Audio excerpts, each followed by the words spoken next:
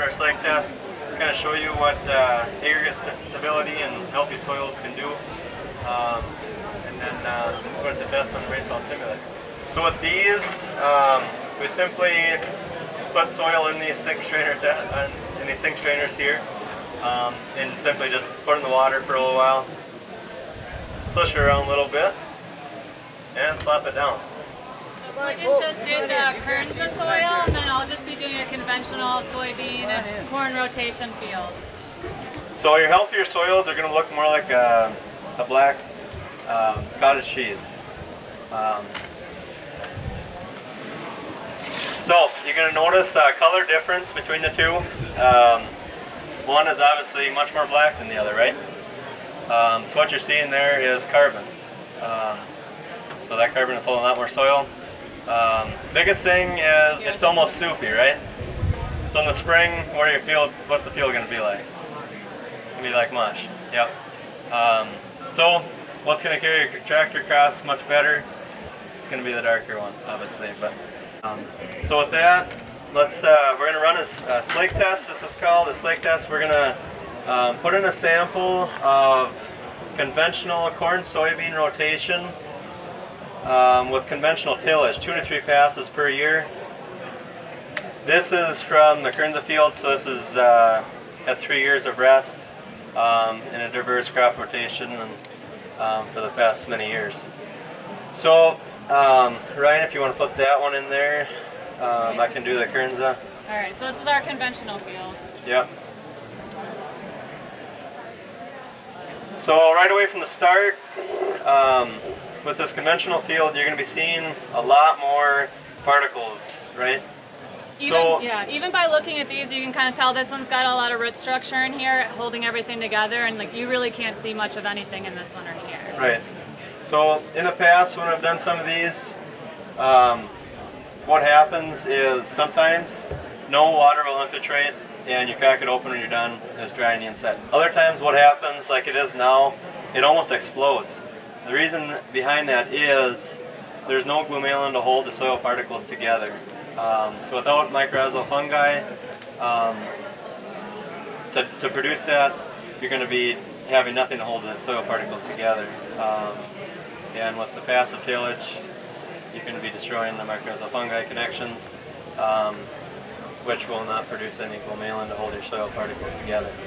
So that's what's happening here is glomalin's holding your soil particles together and keeping that intact. So we'll start by just giving a little bit of a description for what we have in each one of these trays. So this first tray right here is from the Kernza field.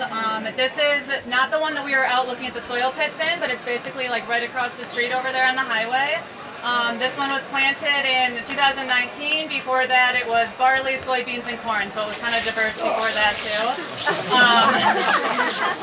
The one next to it is going to be native prairie pasture, so it's completely unbroken ground, just a lot of grasses and wildflowers. Then next to that we've got a pretty diverse rotation, all organic, and then also cover crops on top of that. So the past 7 years we've seen small grain, soybean, corn, small grain, soybean, corn, and then before that 3 years of alfalfa. And then the one next to that we've got a no-till system with corn and soybean and then cover crops on top of those as well. It's been in that for 4 years. And then our last one is just going to be a normal conventional tillage 2 to 3 times a year, corn and soybean rotation. Yeah, so you're seeing already without any soil armor, you're having all this, the rainfall impact the top and nothing's holding your soil on the landscape. It's virtually just running off. And that's definitely about right there. So between the two buckets here, what we've got in the front is anything that's running off, and what we've got in the back is what's infiltrating. Since we do have a lot of cover on top of these, this is exactly what would happen in natural system too. A lot of it's going to stick on there, take a little bit longer to infiltrate through. And a really obvious thing to see too, with the tray down there that doesn't have any cover, you're seeing a lot of splashing. So it's hard to think about it on a micro scale, but think about a raindrop when it hits the soil. If there's nothing there, everything that it's hitting is just kind of going flying in the air. So if you've got any type of slope or any area for it to run to, the water's going to run in and take all that soil with it, where in these other ones, the soil's going to stay protected underneath. So especially this time of year, we get a lot of thunderstorms that roll through, right? So every rainfall we can get, and as much as we can capture, is better, especially in a dry year like this year. So we can already see what's infiltrated in these back jars. So like start on this end here. This jar is virtually dry. We've got a little bit of infiltration and a lot of runoff. Back jar, we're still infiltrating it on these, pretty much on all of them still, besides the end one. Part of that soil could be holding on to the moisture itself too. So it ended up being about 1 inch and 3/10 rainfall. So it goes to show armor on the soil is a huge deal. So one thing we hear a lot that we've talked to producers about is people will go in and try to do tillage because they want to break up the soil so that it dries faster. But the problem with that is when we're breaking up the soil, we're breaking apart those root systems, and then like we're taking that glue away that the mycorrhizal fungus makes to hold those aggregates together.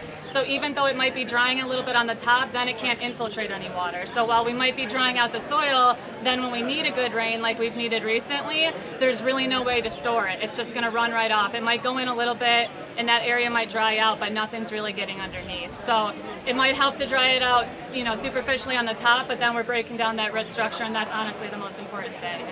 Yeah, and with every pass of tillage, you're also eliminating pore space. So just imagine like that cottage cheese. You're going to have a lot more, obviously, water infiltrate through that than something that's platy, and water is not going to be able to run through. So with every pass of tillage, it's going to eliminate all that pore space, and nothing's going to run through, which is what you saw here. Yeah, I'd say the estimated residue cover on this field was probably less than 10, looking on the field on a full scale. Virtually bare.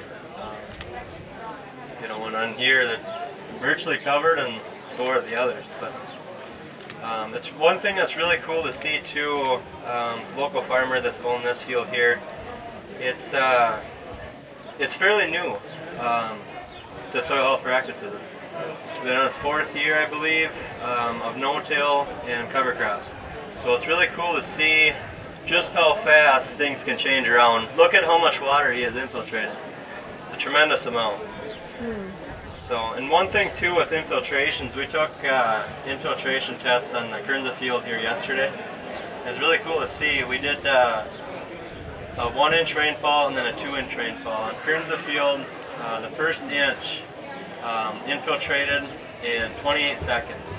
We had the second inch infiltrate in 54 seconds total. We walked across the road into a system similar to this. We dumped in the first inch of rainfall. It took 28 minutes for the first inch of rain. Dumped in the second. It was almost stalled out. So to the heck with it, I'll come back.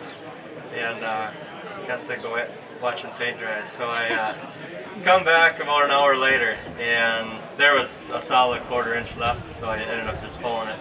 We were a busy day getting this set up. So I don't know how long that second inch would have taken, but it was well over an hour versus 54 seconds. So that was very unbelievable to see. And soil types, I mean, it's literally 100 yards away across the road. So pretty cool to see that. So while he's flipping these over, one other thing I'll mention is when we're talking about soil health, we kind of have 5 principles we keep in mind. And as long as you're kind of thinking about some of those, you don't have to go the full, you know, route and do all these things. But if you could pick a couple, even just doing 1 or 2 of them is going to make a huge difference. So the 5 to think about, and they're on the trailer, and we've got them on the porta potty in here, is keeping the soil covered, very obvious here to see that. Even adding residue with just a little bit, you know, we've got 10%, if you add 50%, 70%, even that will do something, just minimizing some tillage. Minimizing the soil disturbance, increasing the crop diversity, looking at these ones that have had a really diverse crop rotation, and you can see the difference it makes. Then keeping the living roots in the soil and integrating livestock. So livestock is definitely a big piece of it too. Yeah, that's exactly right. I mean, just look at this example. Keeping the soil armored and minimizing tillage did a lot. We got to start somewhere. And to see how things turn around in 4 years is pretty cool.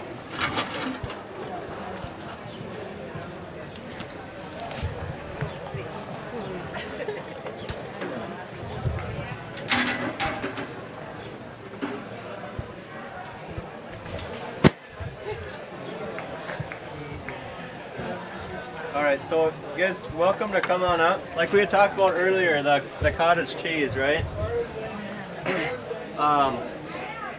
Obviously it's going to run through this a lot. Same too with a small seedling getting started. What's going to find roots down deep a lot easier and faster? It's going to be through here. One thing that's also interesting is I can notice when you're picking them up is this one's way heavier because it doesn't have that pore space in it. So even though these are healthier, have more organic matter, this one weighs a lot more just because it's so compacted. There's none of that space in there for the roots to even get through. Like when we saw the soil pit, Jody was, pointing out, look at where the worms go through, look at where the roots follow. There's not even that opportunity there. So those crops are kind of having to put more energy into that. Yep. So I want to talk about the Kernza versus the small grain. So the reason that this one is still in a brick like that one is because it's sod. It's basically all roots, and that's why this one didn't break apart. When I was in the soil pit, I couldn't wash the dirt off of the top 1.5 foot of soil in the Kernza pit, and I think that's why the water ran off the top, is because of the sod that it was actually hitting. And with the infiltration test in the field, it proved that it was sucking up that 2 inches of rain in 54 seconds? Yeah. And then this doesn't have that root system. It has beautiful soil aggregates and space and infiltrates really well, but this one didn't fall apart like this or that because of the sod base. It's almost imitating exactly like native grassland. You talk about soil armor, look at a heck of a time getting through that top layer with the backhoe. So let's switch back to the Slake test before we wrap up. You can see here, the soil here is still intact. There's nothing left on this one.